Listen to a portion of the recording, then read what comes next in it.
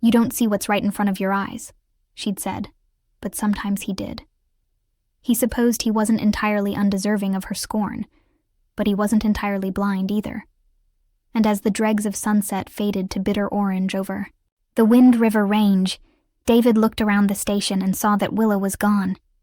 He told himself he wasn't sure, but that was only his head. His sinking stomach was sure enough.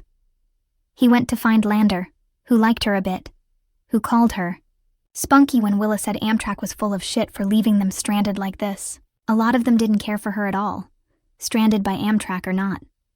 "It smells like wet crackers in here," Helen Palmer shouted at him as David walked past. She had found her way to the bench in the corner, as she always did, eventually. The Reinhardt woman was minding her for the time being, giving the husband a little break, and she gave David a smile. "Have you seen Willa?" David asked. The Reinhardt woman shook her head, still smiling. "We got fish for supper, Mrs. Palmer burst out furiously. A knuckle of blue veins beat in the hollow of her temple. A few people looked around. "First one ting and den another." "Hush, Helen," the Reinhardt woman said. Maybe her first name was Sally, but David thought he would have remembered a name like that. There were so few Sallys these days. Now the world belonged to the Ambers, Ashleys, and Tiffany's. Willa was another endangered species, and just thinking that made his stomach sink down again. "Like crackers," Helen spat. "Them dirty old crackers up to camp." Henry Lander was sitting on a bench under the clock. He had his arm around his wife. He glanced up and shook his head before David could ask. "She's not here. Sorry. Gone into town if you're lucky. Bugged out for good if you're not." And he made a hitchhiking gesture. David didn't believe his fiancée would hitchhike west on her own. The idea was crazy, but he believed she wasn't here. Had known even before counting heads, actually, and a snatch of some old book or poem about winter occurred to him. A cry of absence. Absence in the heart. The station was a narrow wooden throat. Down its length, people either strolled aimlessly or simply sat on benches under the fluorescent lights. The shoulders of the ones who sat had that special slump you saw only in places like this, where people waited for whatever had gone wrong to be made right, so the broken journey could be mended. Few people came to places like Crowheart Springs, Wyoming on purpose. "Don't you go herring after her, David," Ruth Lander said. "It's getting dark, and there's plenty of critters out there. Not just coyotes, either. That book salesman with the limp says he saw a couple of wolves on the other side of the tracks where the freight depot is." "Biggers," Henry said. "That's his name." "I don't care if his name is Jack D. Ripper," Ruth said. "The point is, you're not in Kansas anymore, David." "But if she went while it was still daylight," Henry Lander said, as if daylight would stop a wolf, or a bear, from attacking a woman on her own. For all David knew, it might. He was an investment banker, not a wildlife expert.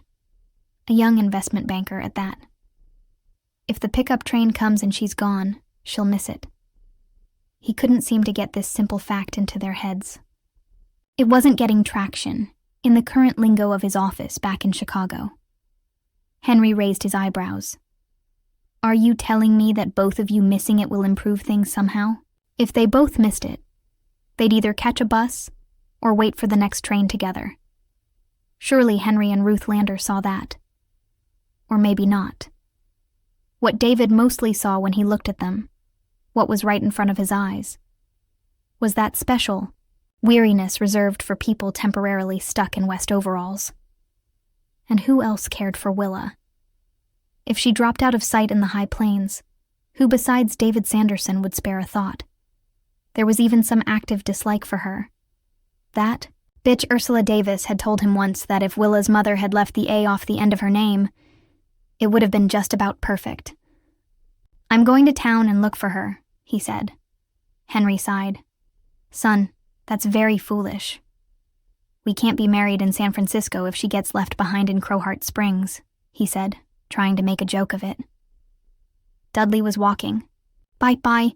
David didn't know if Dudley was the man's first or last name, only that he was an executive with Staples Office Supply and had been on his way to Missoula for some sort of regional meeting. He was ordinarily very quiet, so the donkey, hee-haw of laughter he expelled into the growing shadows was beyond surprising. It was shocking. "If the train comes and you miss it," he said, "you can hunt up a justice of the peace and get married right here. When you get back east, tell all your friends you had a real Western shotgun wedding. Yeehaw, partner." "Don't do this," Henry said. "We won't be here much longer." "So I should leave her? That's nuts."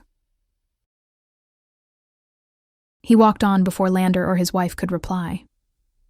Georgia Andreessen was sitting on nearby bench and watching her daughter caper up and down the dirty tile floor in her red traveling dress. Pammy Andreessen never seemed to get tired. David tried to remember if he had seen her asleep since the train derailed at the Wind River Junction point, and they had wound up here like someone's forgotten package in the dead letter office. Once, maybe, with her head in her mother's lap.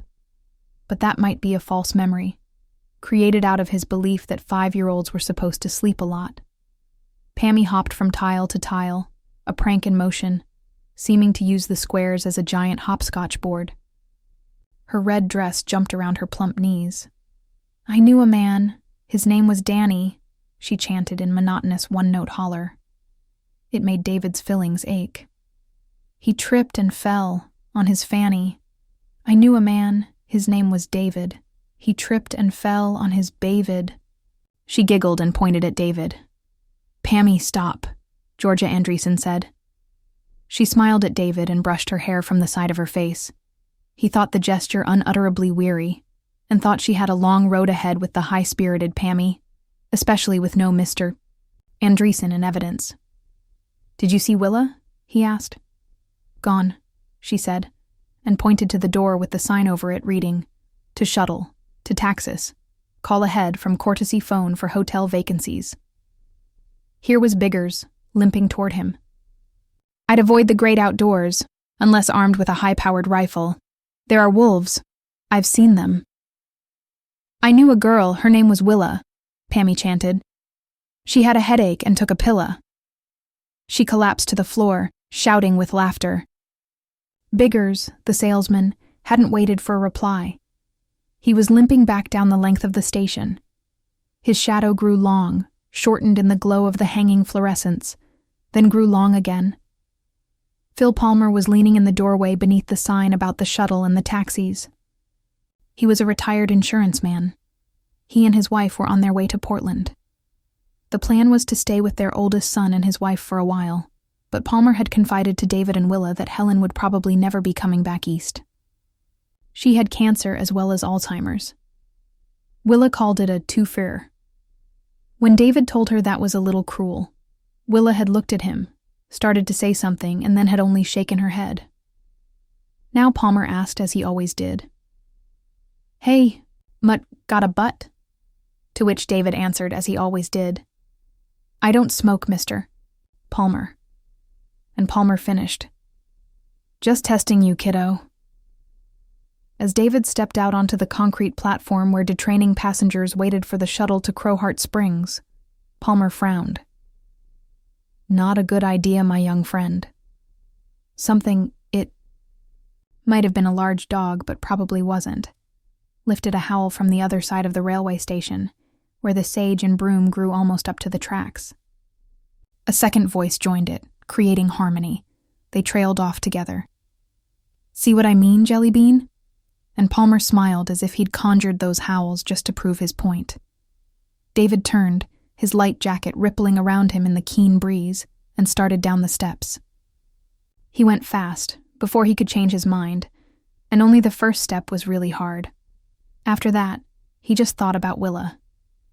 "David," Palmer said, not joshing now, not joking around. "Don't." "Why not?" She did. "Besides, the wolves are over there." He jerked a thumb back over his shoulder. "If that's what they are." "Course that's what they are. And no, they probably won't come at you. I doubt if they're specially hungry this time of year. But there's no need for both. Of you to spend another God knows how long in the middle of nowhere just because she got to missing the bright lights. You don't seem to understand. She's my girl. I'm going to tell you a hard truth, my friend. If she really considered herself your girl, she wouldn't have done what she did. You think?" At first, David said nothing, because he wasn't sure what he thought. Possibly because he often didn't see what was right in front of his eyes. Willa had said so. Finally, he turned back to look at Phil Palmer leaning in the doorway above him. "I think you don't leave your fiancé stranded in the middle of nowhere. That's what I think." Palmer sighed. "I almost hope one of those trash pine lobos does decide to put the bite on your city ass. It might smarten you up. Little Willa Stewart cares for nobody but herself, and everyone sees it but you. If I pass a Night Owl store or a 7-Eleven, you want me to pick you up a pack of cigarettes?" "Why the fuck not?" Palmer said. Then, just as David was walking across no parking taxi zone painted on the empty curbless street, David turned back.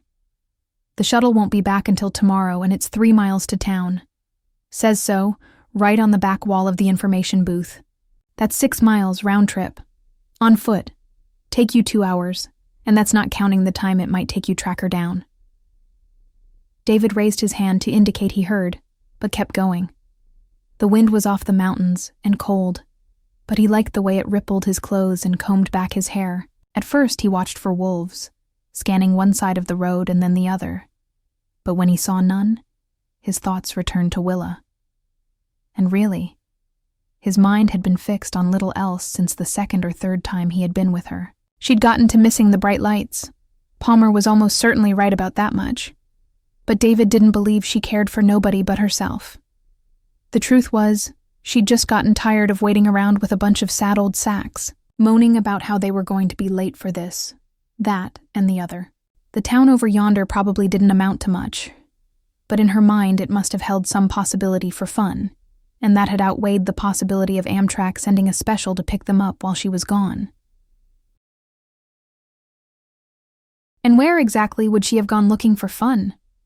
He was sure there were no what you'd call nightclubs in Crowheart Springs, where the passenger station was just a long green shed with Wyoming and the Equality State painted on, the side in red, white, and blue. No nightclubs, no discos. But there were undoubtedly bars, and he thought she'd settle for one of those. If she couldn't go clubbin', she'd go jukin'. Night came on, and the stars unrolled across the sky from east to west like a rug with spangles in it. A half-moon rose between 2 peaks and sat there, casting a sick-room glow over this stretch, of the highway and the open land on both sides of it.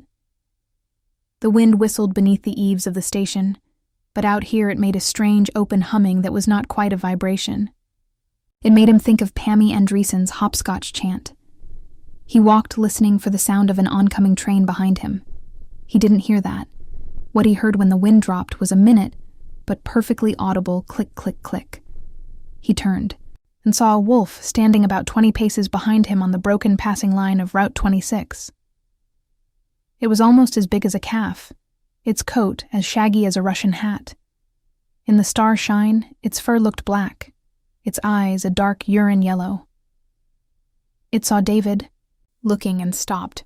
Its mouth dropped open in a grin, and it began to pant, the sound of a small engine. There was no time to be afraid.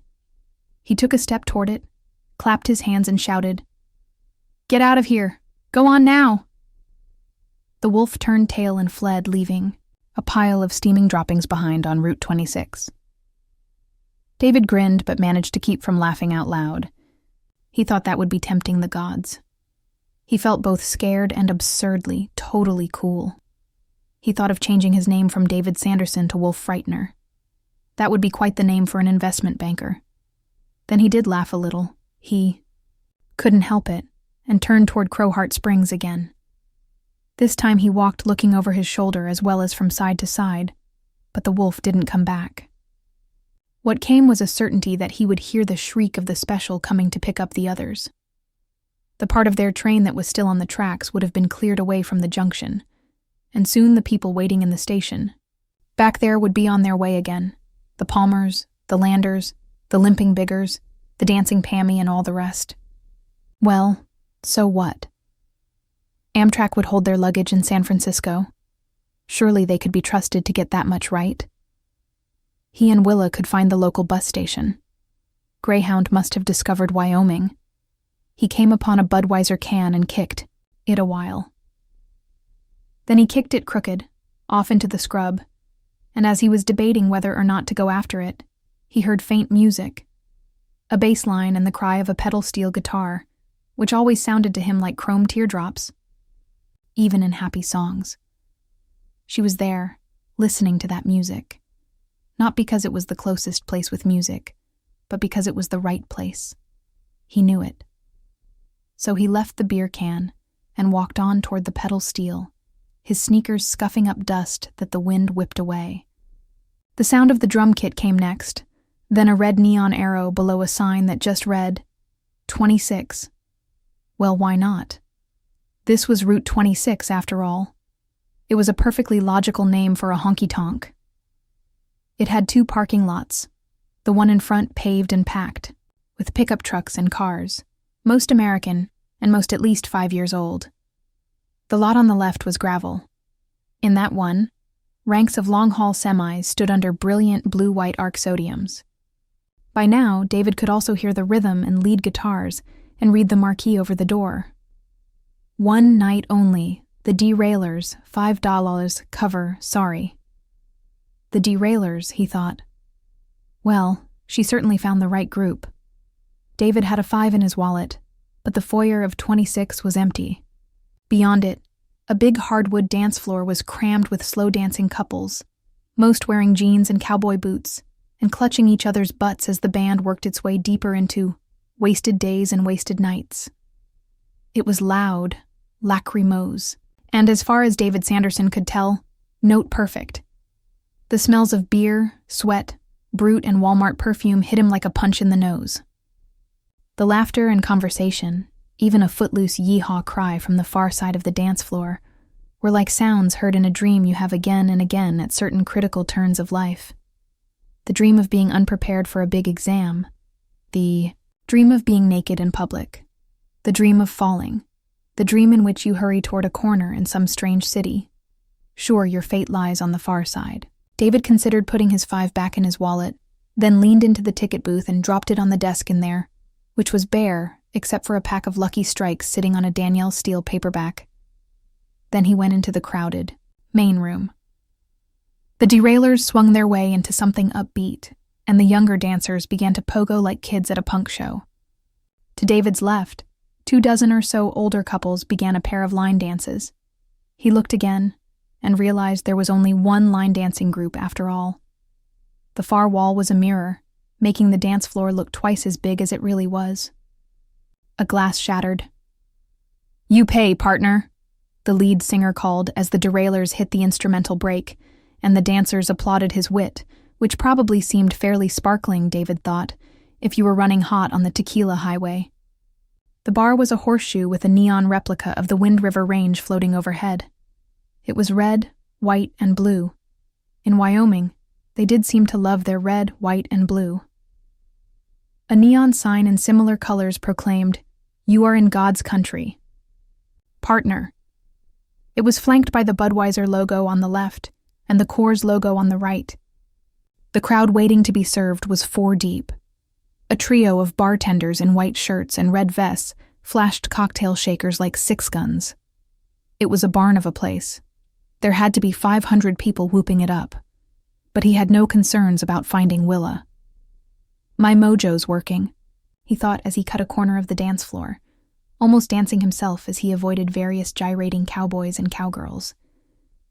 Beyond the bar and the dance floor was a dark little lounge with high-backed booths. Quartets were crammed into most. Of these, usually with a pitcher or 2 for sustenance, their reflections in the mirrored wall turning each party of 4 into 8. Only one of the booths wasn't full up. Willa sat by herself, her high-necked flower print dress looking out of place among the Levi's, denim skirts, and pearl-button shirts. Nor had she bought herself a drink or anything to eat. The table was bare. She didn't see him at first. She was watching the dancers. Her color was high, and there were deep dimples at the corners of her mouth. She looked 9 miles out of place, but he had never loved her more. This was Willa on the edge of a smile. "Hi, David," she said, as he slid in beside her. "I was hoping you'd come. I thought you would. Isn't the band great? They're so loud." She almost had to yell to be heard, but he could see she liked that too. And after her initial glance at him, she went back to looking at the dancers. "They're good, all right," he said. They were too. He could feel himself responding in spite of his anxiety, which had returned. Now that he'd actually found her, he was worried all over again about missing that damned pickup train. "The lead singer sounds like Buck Owens." "Does he?" She looked at him, smiling. "Who's Buck Owens?" "It doesn't matter. We ought to go back to the station. Unless you want to be stranded here another day, that is. That might not be so bad. I kind of like this Whoa, look out." A glass arched across the dance floor, sparkling briefly green and gold in the stage gels, and shattered somewhere out of sight. There were cheers and some applause. Willa was also applauding. But David saw a couple of beefcakes with the words "Security and Serenity" printed on their t-shirts moving in on the approximate site of the missile launch. "This is the kind of place where you can count on 4 fistfights in the parking lot before 11, David said. "And often one free-for-all inside just before last call." She laughed, pointed her forefingers at him like guns. "Good. I want to see." "And I want us to go back," he said. "If you want to go honky-tonking in San Francisco, I'll take you. It's a promise." She stuck out her lower lip and shook back her sandy blonde hair. "It wouldn't be the same. It wouldn't, and you know it. In San Francisco, they probably drink, I don't know, macrobiotic beer." That made him laugh. As with the idea of an investment banker named Wolf Frightener, the idea of macrobiotic beer was just too rich. But the anxiety was there, under the laughter. In fact, wasn't it fueling the laughter? "We're going to take a short break and be right back," the lead singer said, wiping his brow. "Y'all drink up now, and remember, I'm Tony Villanueva, and we are the Derailers." "That's our cue to put on our diamond shoes and depart," David said, and took her hand. He slid out of the booth, but she didn't come. She didn't let go of his hand either, though, and he sat down again feeling a touch of panic, thinking he now knew how a fish felt when it realized it couldn't throw the hook. That old hook was in good and tight, and Mr. Trout was bound for the bank, where he would flop his final flop. She was looking at him with those same killer blue eyes and deep dimples. Willa on the edge of a smile, his wife-to-be, who read novels in the morning and poetry at night, and thought the TV news was, what did she call it? Ephemera. "Look at us," she said, and turned her head away from him. He looked at the mirrored wall on their left. There he saw a nice young couple from the East Coast, stranded in Wyoming. In her print dress, she looked better than he did, but he guessed that was always going to be the case. He looked from the mirror Willa to the real thing with his eyebrows raised. "No, look again," she said. The dimples were still there, but she was serious now, as serious as she could be in this party atmosphere anyway. "And think about what I told you." It was on his lips to say, "You've told me many things, and I think about all of them," but that was a lover's reply, pretty and essentially meaningless, and because he knew what thing she meant, he looked again without saying anything. This time, he really looked, and there was no one in the mirror. He was looking at the only empty booth in 26. He turned to Willa, flabbergasted, yet somehow not surprised. "Didn't you even wonder how a presentable female could be sitting here all by herself when the place is juiced and jumping?" she asked. He shook his head. He hadn't. There were quite a few things he hadn't wondered at least until now, when he'd last had something to eat or drink, for instance, or what time it was, or when it had last been daylight. He didn't even know exactly what had happened to them, only that the Northern Flyer had left the tracks and now they were, by some coincidence, here listening to a country western group called "I Kicked a Can," he said. "Coming here, I kicked a can." Yes, she said. And you saw us in the mirror the first time you looked, didn't you? Perception isn't everything, but perception and expectation together. She winked, then leaned toward him. Her breast pressed against his upper arm as she kissed his cheek, and the sensation was lovely. Surely the feel of living flesh. Poor David. I'm sorry. But you were brave to come. I really didn't think you would. That's the truth. We need to go back and tell the others. Her lips pressed together. Why?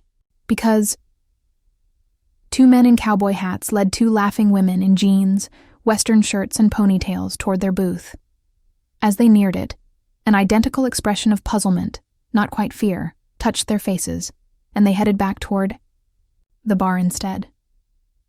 They feel us, David thought, like cold air pushing them away. That's what we are now. Because it's the right thing to do. Willa laughed. It was a weary sound. You remind me of the old guy who used to sell the oatmeal on TV. Hon, they think they're waiting for a train to come and pick them up. Well, maybe there is. He was almost frightened by her sudden ferocity. Maybe the one they're always singing about, the gospel train, the train to glory, the one that don't carry no gamblers or midnight ramblers. I don't think Amtrak runs to heaven, David said. He was hoping to make her laugh, but she looked down, at her hands almost sullenly, and he had a sudden intuition. Is there something else you know? Something we should tell them? There is, isn't there? I don't know why we should bother when we can just stay here, she said. And was that petulance in her voice? He thought it was. This was a Willa he had never even suspected. You may be a little nearsighted, David, but at least you came.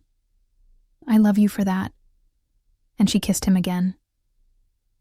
There was a wolf, too, he said. I clapped my hands and scared it off. I'm thinking of changing my name to Wolf Frightener. She stared at him for a moment with her mouth open, and David had time to think. I had to wait until we were dead to really surprise the woman I love. Then she dropped against the padded back of the booth, roaring with laughter. A waitress who happened to be passing dropped a full tray of beers with a crash and swore colorfully. Wolf Frightener! Willa cried. I want to call you that in bed. Oh, Wolf Frightener, you so big, you so hairy. The waitress was staring down at the foaming mess, still cursing like a sailor on shore leave. All the while keeping well away from that one empty booth. David said, Do you think we still can? Make love, I mean? Willa wiped at her streaming eyes and said, Perception and expectation, remember? Together they can move mountains. She took his hand again. I still love you, and you still love me, don't you? Am I not Wolf Frightener? He asked. He could joke, because his nerves didn't believe he was dead. He looked past her, into the mirror, and saw them. Then just himself, his hand holding nothing. Then they were both gone. And still. He breathed.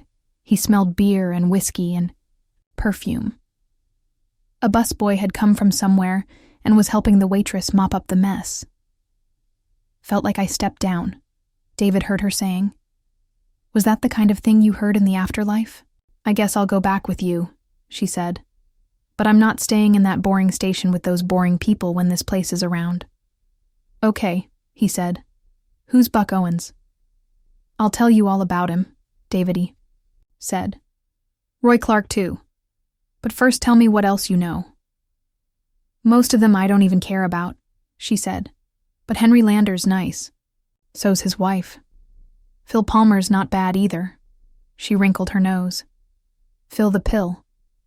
What do you know, Willa? You'll see for yourself if you really look.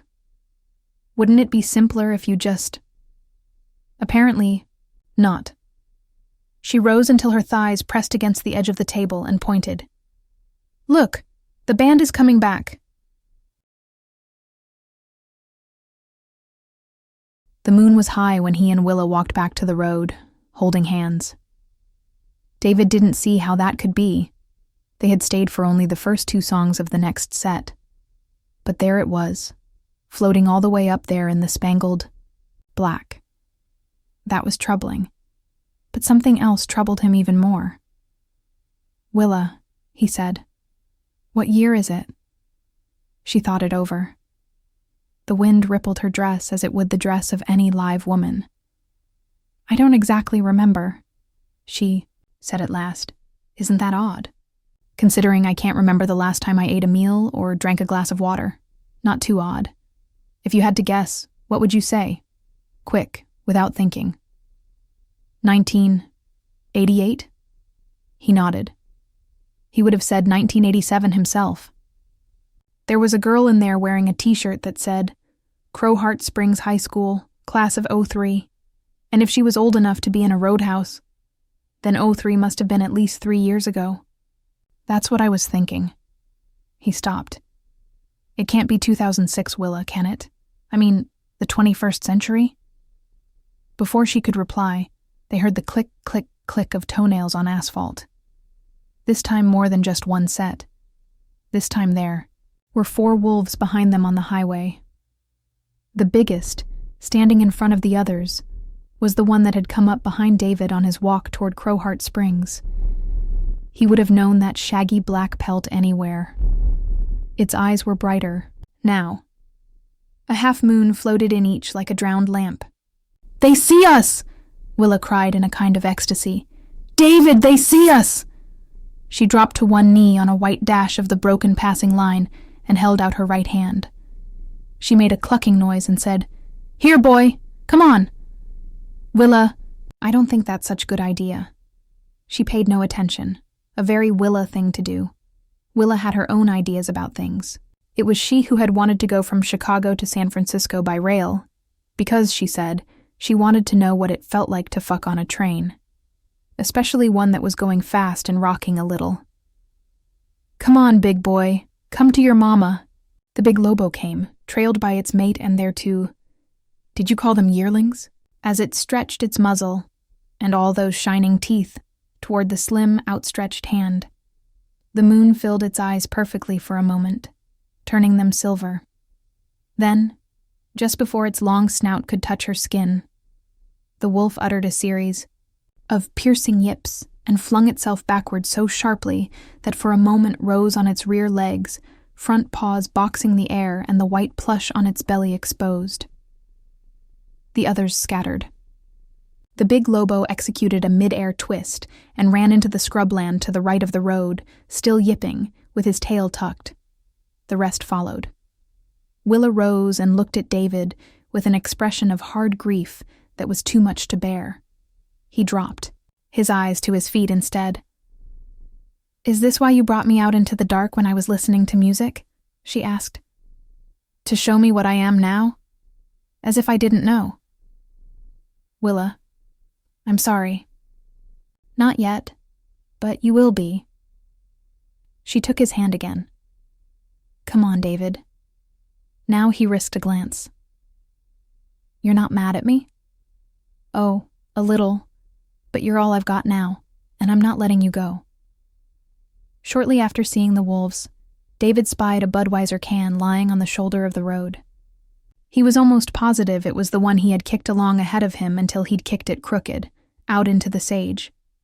Here it was again, in its original position, because he had never kicked it at all, of course. Perception isn't everything, Willa had said, but perception and expectation together?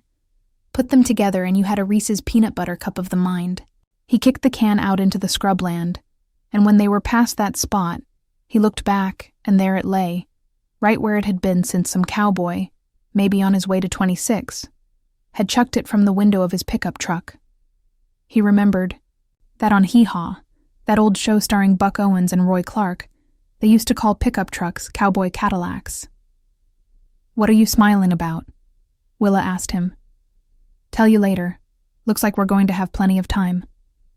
They stood outside the Crowheart Springs railway station, holding hands in the moonlight like Hansel and Gretel outside the candy house.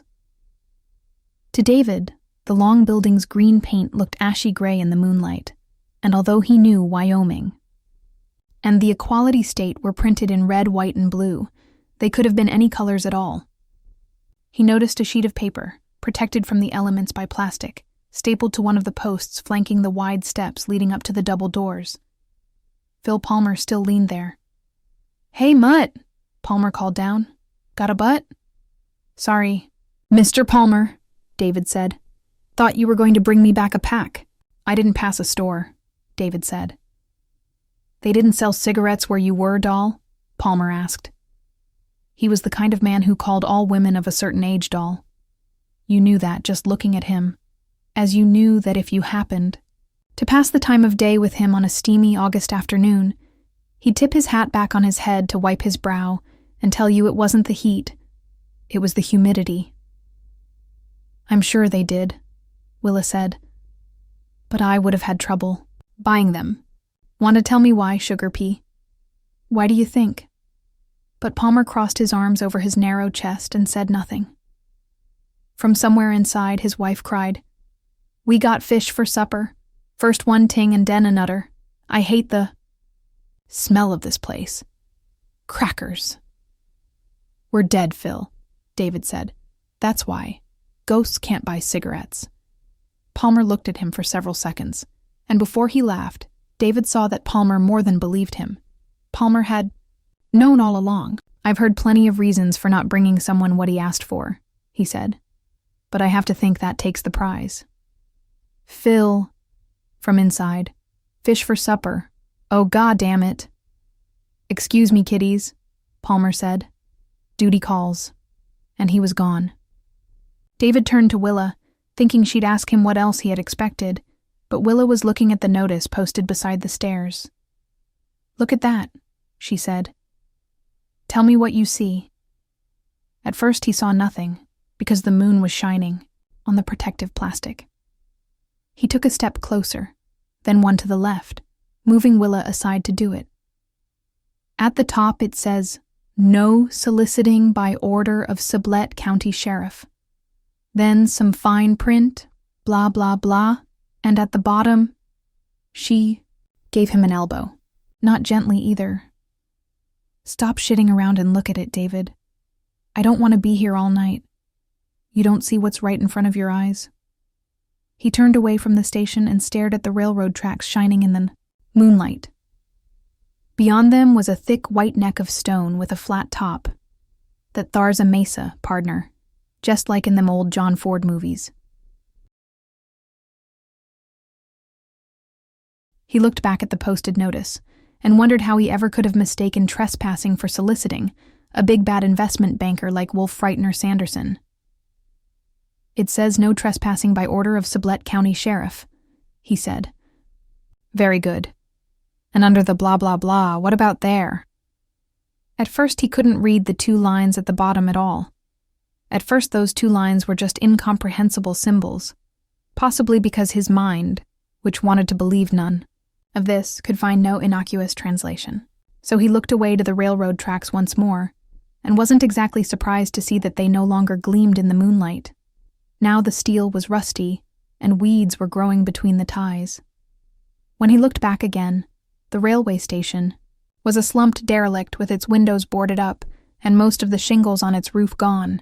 No parking taxi zone had disappeared from the asphalt, which was crumbling and full of potholes.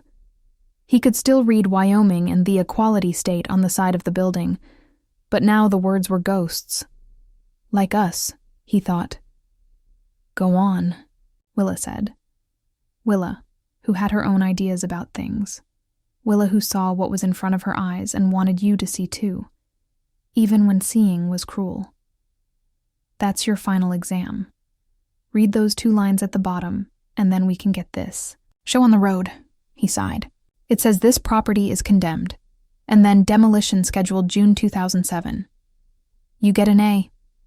Now let's go see if anyone else wants to go to town and hear the derailers. I'll tell Palmer to look on the bright side. We can't buy cigarettes, but for people like us there's never a cover charge. Only nobody wanted to go to town. What does she mean we're dead?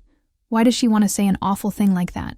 Ruth Lander asked David, "And what killed him? so to speak, wasn't the reproach in her voice, but the look in her eyes before she pressed her face against the shoulder of Henry's corduroy jacket. Because she knew too. "Ruth," he said, "I'm not telling you this to upset you." "Then stop," she cried, her voice muffled. David saw that all of them but Helen Palmer were looking at him with anger and hostility. Helen was nodding and muttering between her husband and the Reinhardt woman, whose first name was probably Sally. They were standing under the fluorescents in little groups. Only when he blinked, the fluorescents were gone.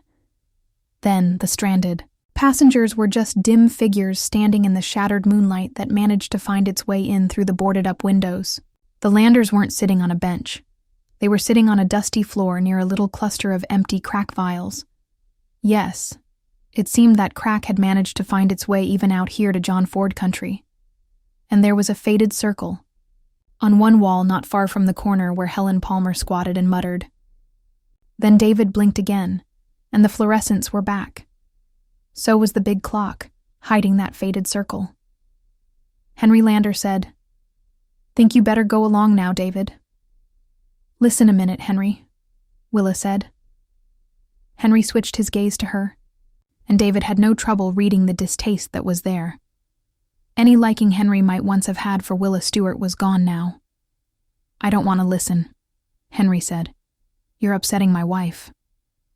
"Yeah," a fat young man in a Seattle Mariners cap said. David thought his name was O'Casey, something Irish with an apostrophe in it anyway. "Zip it, baby girl." Willa bent toward Henry, and Henry recoiled from her slightly, as if her breath were bad.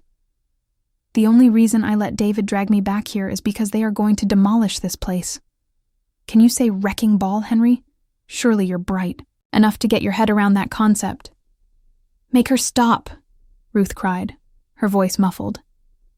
Willa leaned even closer, eyes bright in her narrow, pretty face. "And when the wrecking ball leaves and the dump trucks haul away the crap that used to be this railway station, this old railway station, where will you be?" "Leave us alone, please," Henry said. "Henry," as the chorus girl said to the Archbishop, "denial is not a river in Egypt." Ursula Davis, who had disliked Willa from the first, stepped forward, leading with her chin. "Fuck off, you troublesome bitch." Willa swung around. "Don't any of you get it? You're dead, we're all dead, and the longer you stay in one place, the harder it's going to be to ever go anywhere else." "She's right," David said. "Yeah, and if she said the moon was cheese, you'd say provolone," Ursula said. She was a tall, forbiddingly handsome woman of about 40. "Pardon my French, but she's got you so pussy-whipped it isn't funny." Dudley let out that startling donkey bray again, and the Reinhardt woman began to sniffle. "You're upsetting. The passengers, you two." This was Ratner, the little conductor with the apologetic face. He hardly ever spoke. David blinked. The station lensed dark and moonlit again for another moment, and he saw that half of Ratner's head was gone. The rest of his face had been burned black. "They're going to demolish this place and you'll have nowhere to—" "Go!" Willa cried. "Fucking nowhere." She dashed angry tears from her cheeks with both fists. "Why don't you come to town with us? We'll show you the way. At least there are people, and lights, and music." "Mama, I want to hear some music," Pammy Andreessen said. "Hush," her mother said. "If we were dead, we'd know it," Bigger said. "He's got you there, son," Dudley said, and dropped David a wink. "What happened to us? How did we get dead?" "I don't know," David said. He looked at Willa. Willa shrugged her shoulders and shook her head. "You see?" Ratner said. "It was a derailment. Happens. Well, I was going to say all the time, but that's not true. Even out here where the rail system needs a fair amount of work, but every now and then, at one of the junction points, we fall down," Pammy Andreessen said. David looked at her, really looked, and for a moment saw a corpse, burned bald, in a rotting rag of a dress. Down and down and down, then... She made a growling, rattling sound in her throat, put her small, grimy hands together and tossed them apart, every child's sign language for explosion. She seemed about to say something more, but before she could, her mother suddenly slapped her across the face hard enough to expose her teeth in a momentary sneer and drive spit from the corner of her mouth. Pammy stared up for a moment in shocked disbelief, then broke into a strident one-note wail even more painful than her hopscotch chant. "What do we know about lying, Pamela?" Georgia Andreessen yelled, grabbing the child by her upper arm. Her fingers sank in almost out of sight. "She's not lying," Willa said. "We went off the tracks and into the gorge. Now I remember, and you do too. Don't you? Don't you? It's on your face. It's on your fucking face." Without looking in her direction, Georgia Andreessen flipped Willa the bird. Her other hand shook Pammy back and forth. David saw a child flop in one direction, a charred corpse in the other. What had caught fire? Now he remembered the drop. But what? Had caught fire? He didn't remember, perhaps because he didn't want to remember. "What do we know about lying?" Georgia Andreessen shouted. "It's wrong, Mama," the child blubbered. The woman dragged her off into the darkness, the child still screaming that one monotonous note. There was a moment of silence in their wake, all of them listening to Pammy being dragged into exile, and then Willa turned to David. "Had enough?" "Yes," he said. "Let's go." "Don't let the doorknob hit ya where the good Lord split ya," Biggers advised, madly exuberant, and Dudley yodeled laughter. David let Willa lead him toward the double doors, where Phil was leaning just inside, his arms still crossed on his chest. Then David pulled free of Willa's hand and went to Helen Palmer sitting in the corner, rocking back and forth. She looked up at him with dark, bewildered eyes. "We got fish for supper," she said, in what was little more than a whisper. "I don't know about that," he said, "but you were right about the smell of the place. Old dirty crackers." He looked back and saw the rest of them staring at him and Willa in the moonlit dimness that could be fluorescent light if you wanted it to be badly enough. "It's the smell places get when they've been closed up a long time, I guess," he said. "Better buzz, cuz," Phil Palmer said. "No one wants to buy what you're selling." "Don't I know it?" David said, and followed Willa into the moonlit dark. Behind him, like a rueful whisper of wind, he heard Helen Palmer say, "First, one ting and den anudder." The miles back to 26 made their score 9 for the night, but David wasn't a bit tired. He supposed ghosts didn't get tired, just as they didn't get hungry or thirsty. Besides, it was a different night. The moon was full now, shining like a silver dollar high in the sky, and 26's front parking was empty. In the gravel lot, around to the side, a few semis stood silent, and one rumbled sleepily with its running lights glowing. The marquee sign now read, "Coming this weekend. The Nighthawks bring your honey, spend your money." "That's cute," Willa said. "Will you bring me, Wolf Frightener? Am I not your honey?" "You are, and I will," David said. "The question is, what do we do now? Because the honky-tonk is closed." "We go in anyway, of course," she said. "It'll be locked up." "Not if we don't want it to be. Perception, remember? Perception and expectation." He remembered, and when he tried the door, it opened. The barroom smells were still there, now mixed with the pleasant odor of some pine-scented cleaner.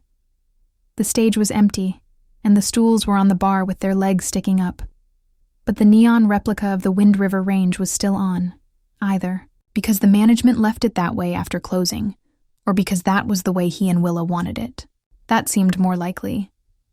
The dance floor seemed very big now that it was empty, especially with the mirror wall to double it. The neon mountains shimmered upside down in its polished depths.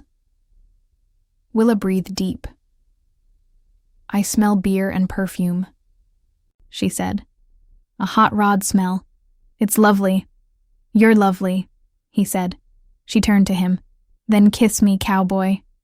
He kissed her there on the edge of the dance floor, and judging by what he was feeling, lovemaking wasn't out of the question. Not at all. She kissed both corners of his mouth, then stepped back. "Put a quarter in the jukebox, would you? I want to dance." David went over to the juke at the end of the bar, dropped a quarter and played D19. Wasted Days and Wasted Nights, the Freddie Fender version. Out in the parking lot, Chester Dawson, who had decided to lay over here a few hours before resuming his journey to Seattle with a load of electronics, raised his head, thinking he heard music, decided it was part of a dream he'd been having, and went back to sleep. David and Willa moved slowly around the empty floor, sometimes reflected in the mirror wall, and sometimes not. Willa, "Hush a little, David. Baby wants to dance." David hushed. He put his face in her hair and let the music take him. He thought they would stay here now, and that from time to time, people would see them. 26 might even get a reputation for being haunted, but probably not. People didn't think of ghosts much while they were drinking, unless they were drinking alone. Sometimes when they were closing up, the bartender and the last waitress, the one with the most seniority, the one responsible for splitting the tips, might have an uneasy sense of being watched.